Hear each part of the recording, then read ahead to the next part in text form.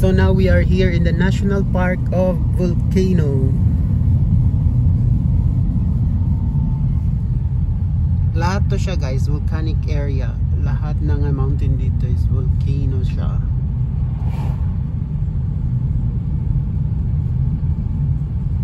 Ayan. Ito tayo doon sa parking natin. I don't know where we're supposed to park here.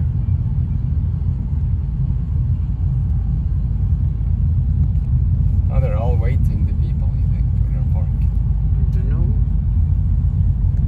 Yan. Dito na tayo sa National Park. Ito yung pinaka-isang sikat na tourist spot dito sa country nila. And then, daming mga turista ngayong araw. Yan, ang stone, volcano stone. Pakita ko lang.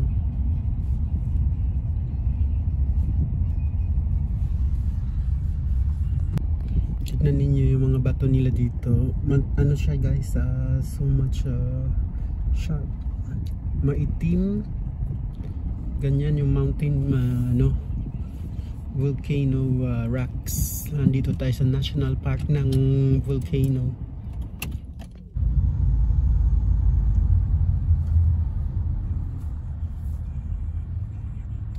Tignan niyo yung mga bato guys. Ganyan.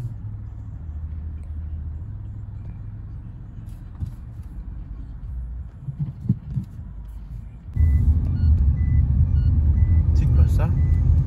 Ceinture.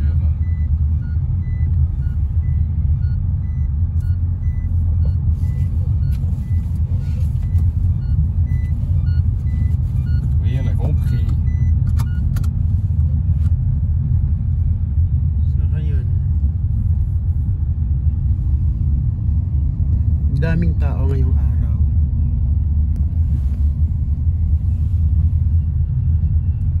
Tingnan ninyo yung ano.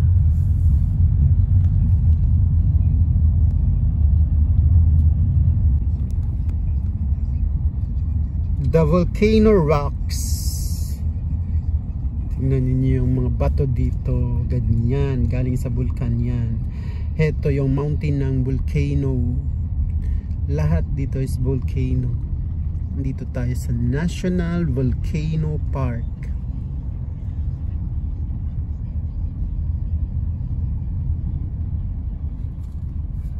Lahat ng makikita natin na mountain dito is active volcano.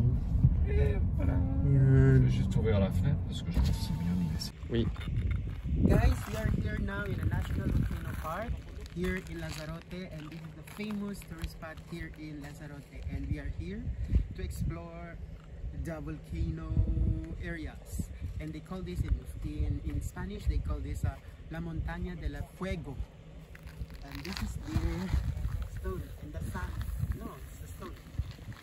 Tignan ninyo guys kung ano yung structure ng ano dito, parang buhangin siya pero bato siya, magaan lang siya.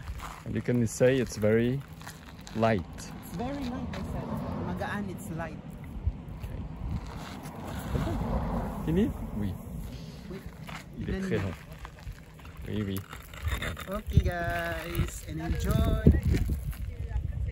Ito yung fresh lava Oh, no, stone. it's not fresh anymore, but you see. Yan, ganyan yun siya guys. Para siyang plastic na makikita natin. Tapos ito, tignan ninyo.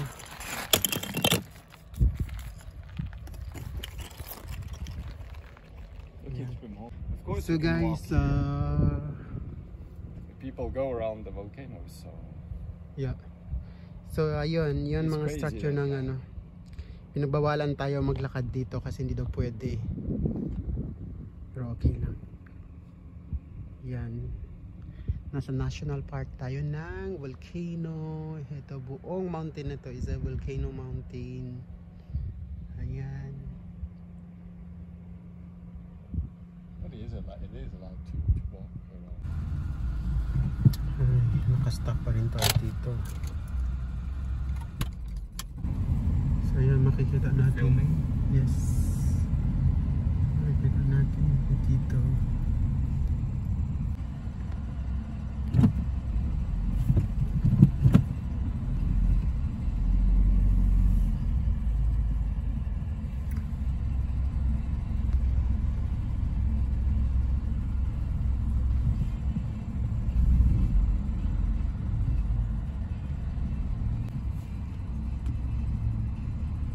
Guys, tignan ninyo, yung lava na yan, parang ano, lupa. Lava po yan siya dati.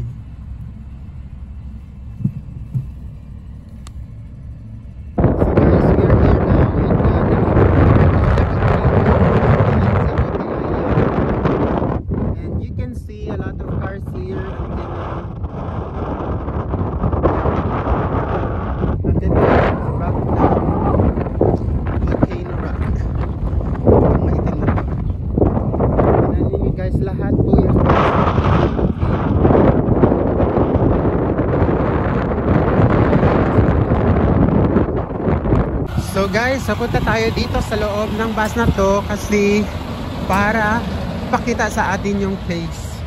Akit tayo ngayon sa bus. Nandito tayo sa bus. At the back, at the back.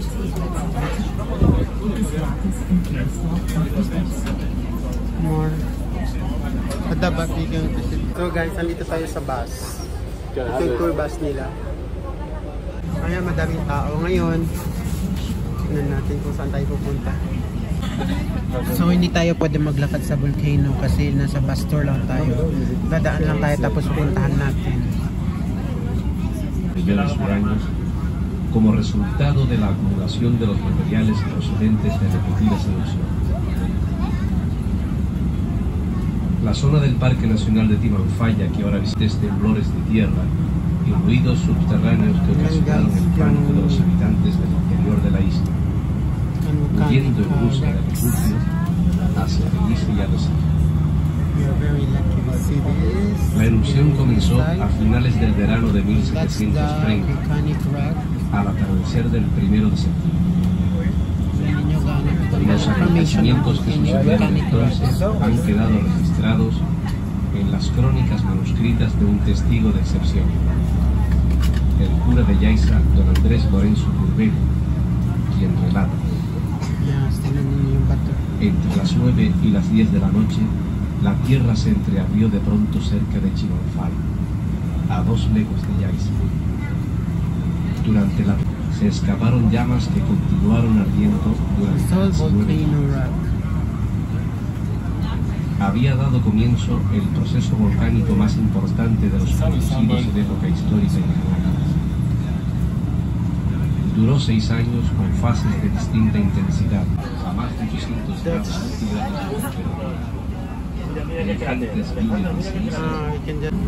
Yung symbol ng volcano doon hindi natin makikita kasi dito the island of Lanzarote, which extends over an area during the eruptions of the 18th and 19th century.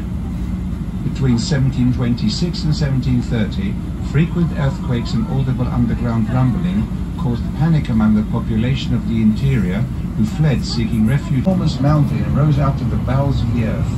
The flames, which came to degrees centigrade, and enormous showers of ashes destroyed every last vestige of life.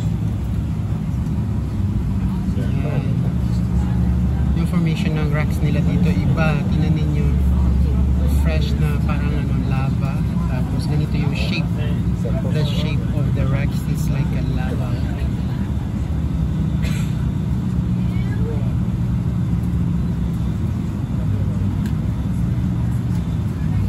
Against the light dito sa side. Eine Insel vulkanischen Ursprungs mit einer Gesamtoberfläche von 817 Quadratkilometern erhob sich vor 25 Jahren. Das Gebiet des Timanfaya Nationalparks, das wir jetzt besuchen, das Montañas del Fuego, liegt im Südwesten der Insel und nimmt einen kleinen Jahrhundertstand. Zwischen 1726 und 1730 herrschten starke Erdbeben und unterirdisches Grollen, das bei den Einwohnern Panik hervorrief. Auf der Suche nach Schutz begaben sich diese nach Tigide und Arrecife. Von Yaiza. Während der ersten Nacht erhob sich ein gewaltiger Berg aus dem Schoß der Erde und aus seinem Gipfel entflohen Flammen, die 19 Tage lang brannten. So yan, makikita natin dito ng magandang view, hindi siya against the light. Ayan po yung lava formation ng rock, lava formation galing sa volcano.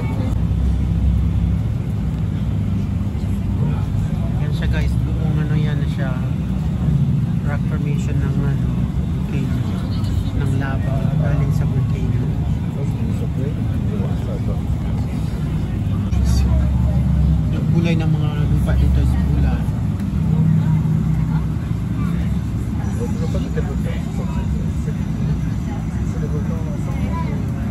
Cada vez que los hombres creían el 18 de octubre de 1730, 3 nuevas aberturas se formaron, acompañadas de una gran cantidad de escorias y cenizas que se reparten por todo alrededor.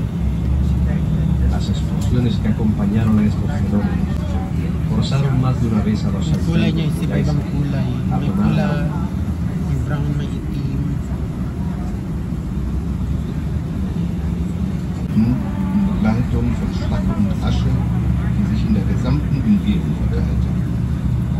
Die Explosionen, die diese Phänomene begleiteten, die durch Aschemassen produzierte Dunkelheit und der Rauch, der die gesamte Insel einhüllte, trieben mehr als einmal die Einwohner von Jaiza in die Flucht.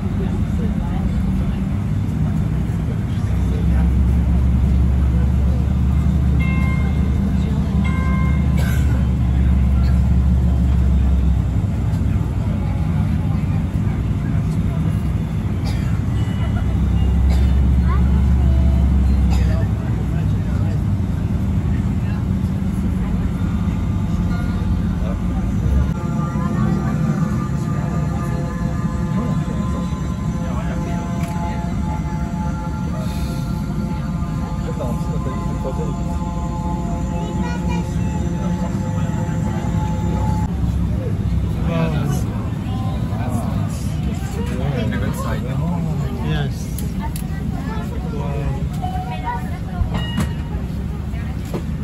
Hoy, casi 3 siglos después, la vida late ya en medio de la lava, abriéndose camino con fuerza expansiva.